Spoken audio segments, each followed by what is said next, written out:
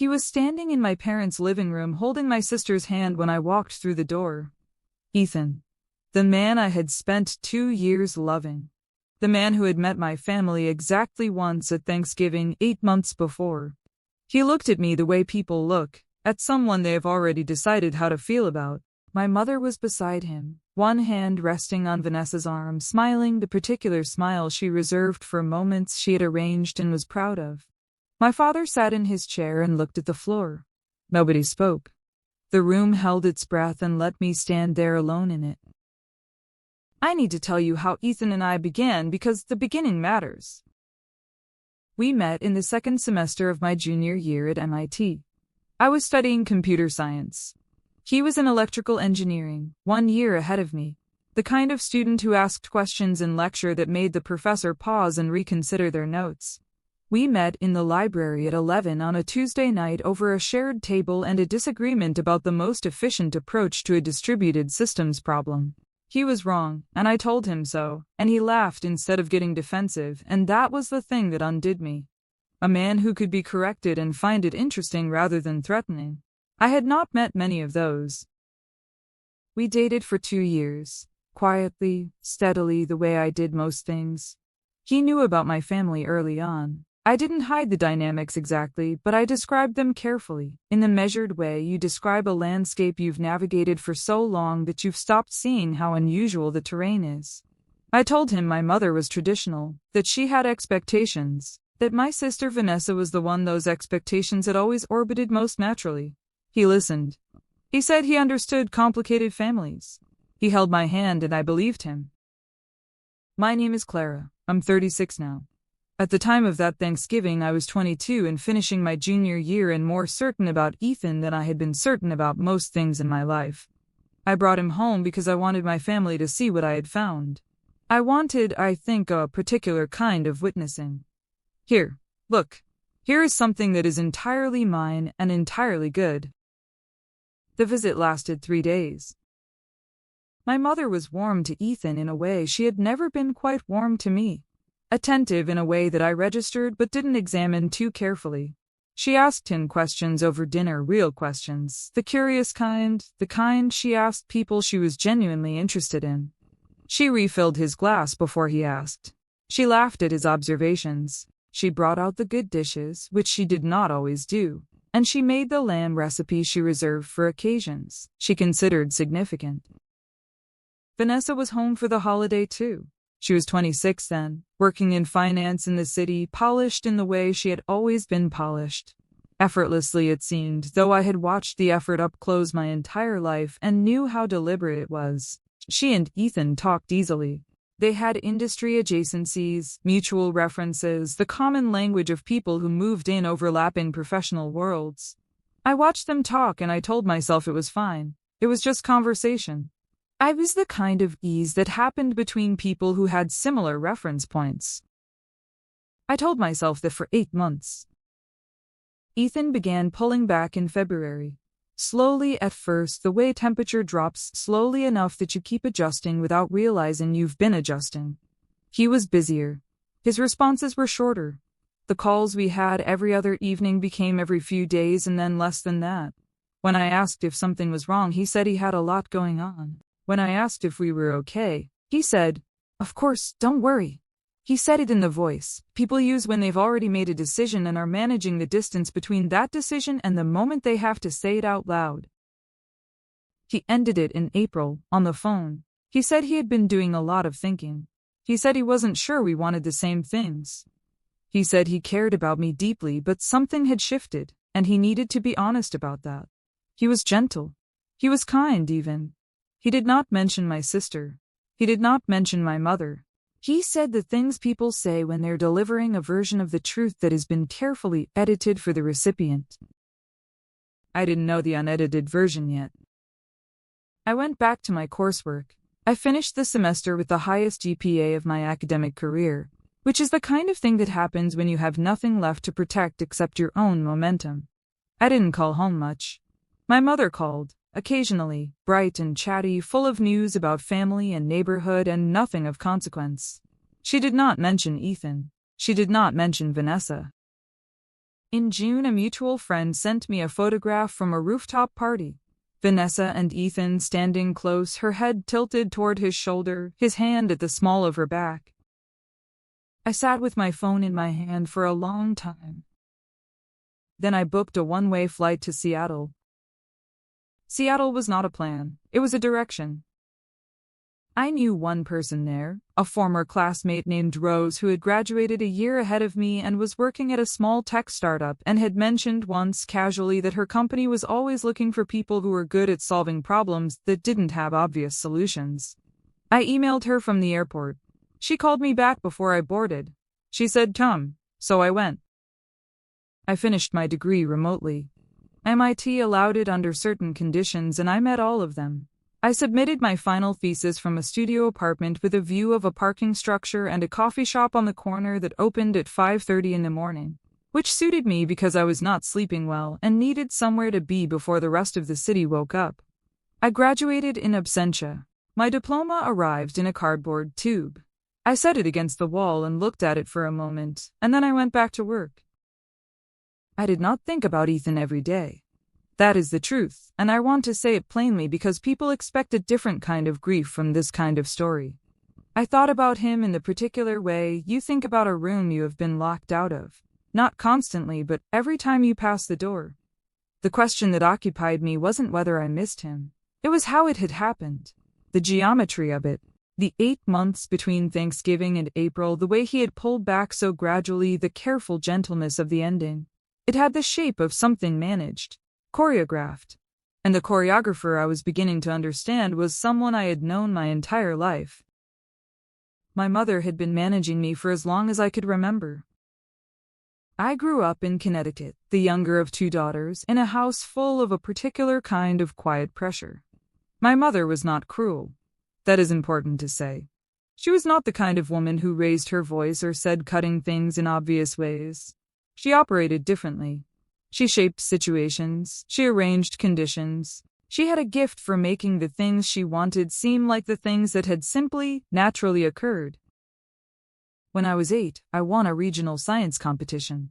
My project was on water filtration, simple but thorough, and genuinely my own work. My mother attended the ceremony. She sat in the 3rd row. Afterward, in the car, she said the project was very good and that I should be proud. Then she said she hoped I wasn't becoming one of those girls who made everything about being clever. She said it lightly. She was adjusting the rearview mirror when she said it. By the time we pulled into our driveway, she had moved on to talking about Vanessa's upcoming recital. I was 8 years old and I filled that moment away without a label. I had many unlabeled files by the time I was grown. At 14, I placed in a state mathematics Olympiad. My mother told the neighbors I had done well in a school competition. When Vanessa was accepted to a good university 2 years later, my mother called everyone she knew. She made a dinner. She bought a cake with Vanessa's name on it in blue frosting.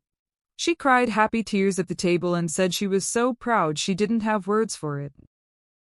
I watched that dinner from my seat at the same table and I smiled and I clapped and I meant it because I loved my sister in the uncomplicated way.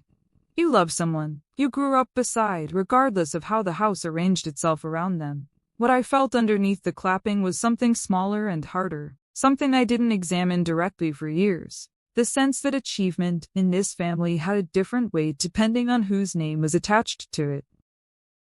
My achievements were expected, Vanessa's were celebrated. Mine were the baseline, hers were the event. When I got into MIT, my mother said she was pleased. She asked if I was sure about the distance. She said she would worry. She said Vanessa's apartment was closer to home and it had been so nice having her nearby. And didn't I want to consider some of the closer programs? I said I was sure. She nodded slowly, the way she nodded when she was revising her approach rather than accepting an answer. Sitting in my Seattle apartment 2 years later, I understood that the Thanksgiving visit had not been an introduction. It had been an audition.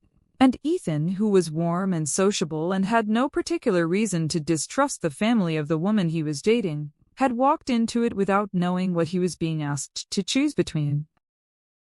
My mother had simply made sure he chose correctly. I didn't go home for 3 years. Not for Christmas, not for Thanksgiving, not for my mother's birthday or my father's retirement dinner or any of the occasions that arrived in my inbox as calendar invitations with my mother's name in the sender field and a careful, pleasant tone that never once acknowledged why I might not want to come. I responded to most of them briefly, unable to attend. Hope it goes well. I kept the door open at a width I could control, and I did not apologize for the width. My life in Seattle was building itself in the quiet, steady way that lives do when you stop interrupting them with other people's needs. Rosa's startup grew. I grew with it. I moved from a junior engineering role into product development inside 18 months, and from there into a leadership position that required me to do the thing I had always done naturally.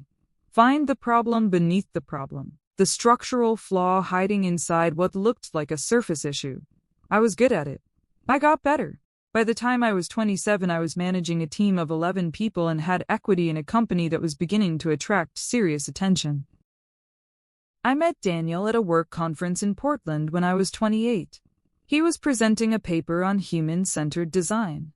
I disagreed with one of his central premises during the Q&A and said so, clearly and without softening it, because I had learned by then that softening a good argument helped no one. He found me afterward and said my objection was the most interesting thing anyone had said all day. We had dinner. We talked for 4 hours. He was kind in the particular way that some people are kind, not as a performance, not as a strategy, just as the default setting of someone who had decided a long time ago that it cost nothing to be decent and everything not to be. We dated for a year. I told him about my family early, more directly than I had told Ethan, with fewer careful edits. He listened to all of it. He didn't flinch. He didn't offer solutions or reframes or the well-meaning advice of someone who has never experienced this particular kind of family. He just said that sounds exhausting. And somehow that was exactly the right thing. We were married when I was 30. Small ceremony. Seattle. Rosa was my witness. My parents attended. Vanessa did not, which I had expected, and which carried the particular relief of an absence you have already made peace with. My mother wore a blue dress and was gracious in a restrained way. She was gracious when she was uncertain of the social architecture of a room. My father danced with me and said he was proud of me, and I believed him, because my father was not a complicated man.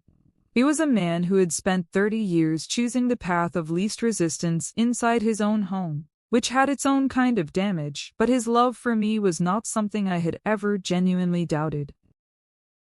It was Vanessa who called me 6 months after the wedding. I almost didn't answer. I had her name in my phone, but no recent history of answered calls. We existed in the same family the way 2 weather systems exist in the same region, aware of each other, occasionally adjacent, never quite making contact. But I answered. I don't know why. Some leftover reflex. She said she needed to tell me something. Her voice had a quality I had never heard in it before, stripped of the usual polish. Flat in a way that sounded like someone who had rehearsed an apology so many times that they had used up all the feeling in it before making the call. She said that things with Ethan had not been what she'd expected. She said he had told her some time ago that my mother had contacted him during our relationship, that there had been conversations, multiple ones, that my mother had spent months carefully, methodically presenting Vanessa as the more suitable match, more aligned with his professional world, more socially compatible, more the kind of woman who would support rather than compete. She said Ethan had believed it. She said he had told her this as if it was something she already knew. She hadn't known, or so she said. I sat with the phone against my ear and I looked out my apartment window at the Seattle skyline, gray and familiar, and I felt something move through me that was not quite anger and not quite relief. It was more like recognition. The final piece of a structure becoming visible, the load-bearing wall you always sensed but couldn't see until someone took the wallboard down. My mother had not lost control of a situation. She had engineered one. I said, "Thank you for telling me." I said I needed to go. Vanessa started to say something else and I said goodbye gently and I ended the call. Then I sat very still for a long time. My mother came to Seattle the following spring. She didn't ask. She announced. A voicemail, 3 days' notice, bright and efficient, the way she announced most things she had already decided. She said she and my father were coming to visit and that she was looking forward to seeing the apartment and meeting Daniel properly, and perhaps the four of us could have dinner somewhere nice. She said it like a woman who believed that enough time had passed to make the past navigable. Like grief had a standard timeline and we had all exceeded it and could now proceed normally. I let them come. Daniel asked if I was sure. I told him I needed to see her face when she didn't know I knew. They arrived on a Friday evening. My mother walked into our apartment and looked around with the careful, assessing eyes of someone cataloging rather than appreciating. She noted the bookshelves, the kitchen, the view. She said it was lovely. She hugged me in the brief, shoulder-forward way she had always hugged me, the kind of hug that communicates warmth without actually transferring any. My father hugged me properly and held on for a moment, and I let him. Daniel made dinner. He was natural and easy and entirely himself, which is one of the things I love most about him. It has no other mode. He asked my parents questions and listened to the answers and refilled glasses without making a production of it. My mother responded to him well. She always responded well to competent men who gave her their full attention. I watched her relax across the evening in increments, becoming more herself, more unguarded, the way people do when they believe they're in a room that holds no risk. After dinner, my father and Daniel moved to the living room. My mother helped me carry plates to the kitchen. We stood at the counter together and she began talking in the comfortable, ambient way she talked when she felt the evening had gone well. She mentioned Vanessa. She mentioned that things with Ethan had been difficult lately, that they were going through a complicated period, that she hoped it would resolve. She said it with the measured sympathy of someone describing a situation they feel peripherally responsible for but not directly at fault. I dried my hands on the kitchen towel. I said quietly and without any particular emphasis, "I know what you did, Mom." She stopped. The ambient quality left the room immediately. She set down the glass she was holding and looked at me with an expression I had never quite seen on her face before. It was not guilt exactly. It was the expression of someone who has been operating a mechanism for a very long time and has just heard an unfamiliar sound from inside it. She said she didn't know what I meant. I told her I did not need her to confirm it. I told her Ethan had told Vanessa. I told her Vanessa had told me. I told her I had known for several months and had thought carefully about what, if anything, I wanted to do with the information. She started to speak and I held up one hand, gently, the way you signal someone to let you finish. I told her that I was not going to have a long conversation about it. I told her I was not angry in the way she might be expecting. I said what I had to say was simple, that I had spent my entire childhood inside a family that had one daughter. It celebrated, and one daughter, it managed.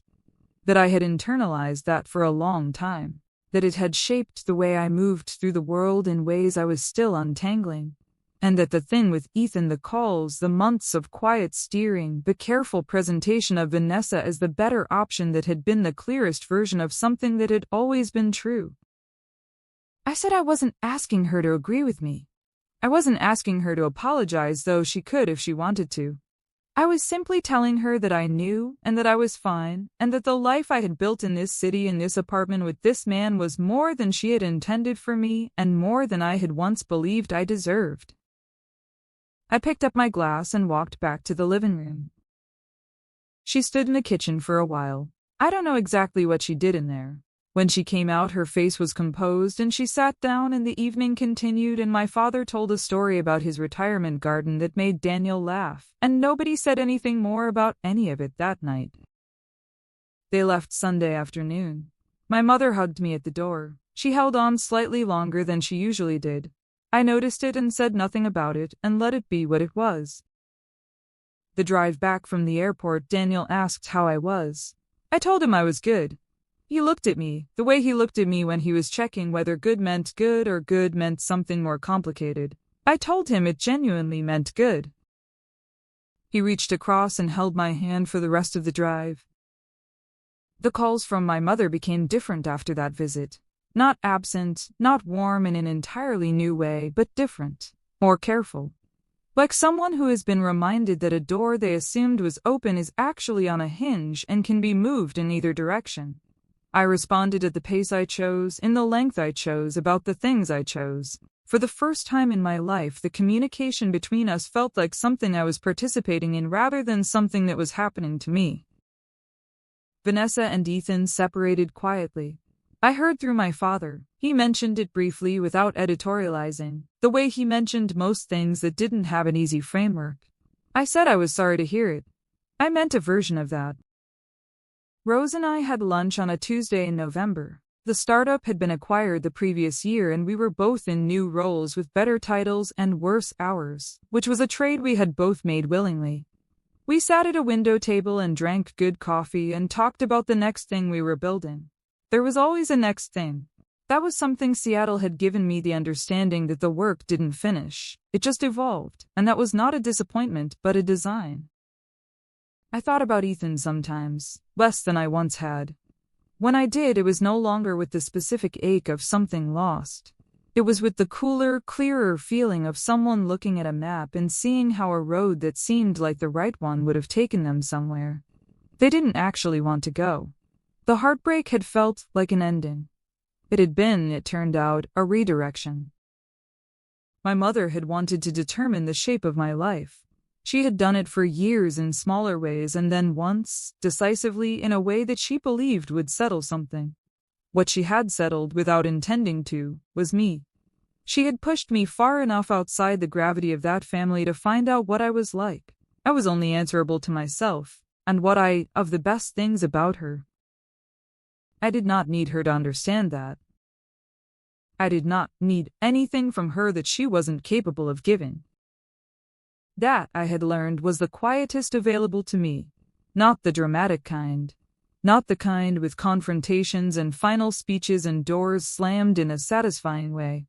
Just the ordinary, durable freedom of a woman who had stopped waiting for a particular family to see her clearly and had simply, steadily gone ahead and built her life in full view of herself.